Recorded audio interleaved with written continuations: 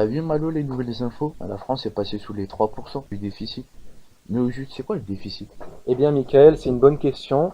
Et pour résumer simplement, il faut comprendre qu'on parle de déficit budgétaire, qui comprend que les dépenses et les recettes de l'État, et le déficit public qui prend en compte celle des collectivités territoriales et de la sécurité sociale.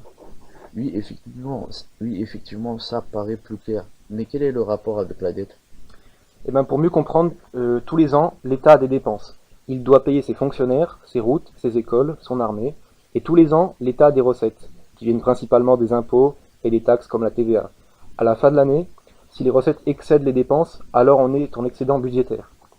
Mais si les dépenses sont plus importantes que les recettes, on est en déficit budgétaire. C'est-à-dire qu'il manque de l'argent à l'État. Ainsi, l'État doit emprunter de l'argent aux banques pour combler le déficit. Mais cela creuse sa dette. Donc, dis-toi que la dette, c'est la somme des déficits accumulés, mais le problème, quand on a eu un déficit et qu'on a emprunté de l'argent pour creuser sa dette, c'est qu'on doit aussi rembourser sa dette. Pour faire bref, à toi tout seul, tu coûtes plus de 33 000 euros à l'État. Ça fait quand même beaucoup. Je comprends bien, le déficit est aussi lié aux performances économiques. Mais donc à quoi correspond la fameuse limite des 3% du PIB? Eh bien, en fait, elle correspond aux critères de convergence du traité de Maastricht de l'UE. Leur fonction est d'une part une condition pour pouvoir entrer dans la zone euro et d'autre part de garder leur économie stable. Ces critères sont la maîtrise des finances publiques, la maîtrise de l'inflation, la maîtrise des taux d'intérêt et la maîtrise du taux de change. Oui, et la France, depuis 2017 est passée sous la barre des 3% pour la première fois depuis 2007. Donc comment on fait pour rembourser ce déficit?